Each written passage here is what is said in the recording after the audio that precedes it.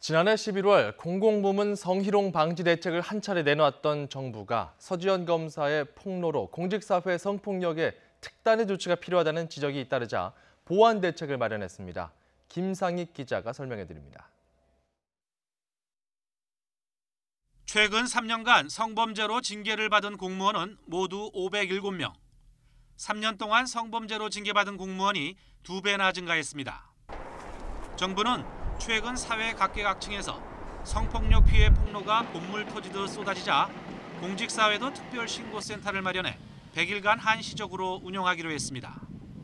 신고센터는 한국여성인권진흥원 홈페이지에 비공개 게시판 형태로 개설되고 전화나 방문, 우편 접수도 가능합니다. 여가부는 접수된 사건을 검토해 관련 기관에 조치를 요청하고 가해자 격리 등 피해자가 보호 조치를 받을 수 있도록 도울 계획입니다. 공공부문의 성폭력 범죄에 대한 강력한 엄단부터 시작해 사회 전반의 성차별적 권력 구조를 개선해 나가기 위해 헌신의 노력을 다하겠습니다. 성폭력을 저지른 공무원에 대한 제재도 강화됩니다. 정부는 국가공무원법을 개정해 성폭력 범죄로 300만 원 이상 벌금형을 선고받으면 당연 퇴직으로 즉시 퇴출키로 했습니다. 현행법은 업무상 위력 등에 의한 성범죄가 아니면 금고 이상의 형을 선고받았을 때 당연 퇴직하게 돼 있습니다. 또 형사처벌이 아니라도 성희롱 등으로 징계를 받은 공무원은 실국장 등 관리자 직위에 오르지 못하도록 하는 방안도 검토하기로 했습니다.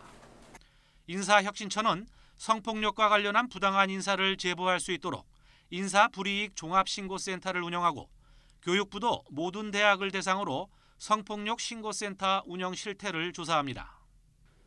정부는 관계부처 합동으로 성폭력 대책을 위한 컨트롤타워 격인 범정부 협의체도 운영하기로 했습니다.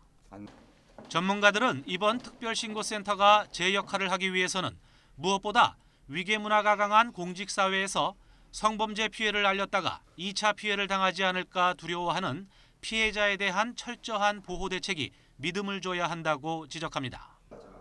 YTN 김사익입니다.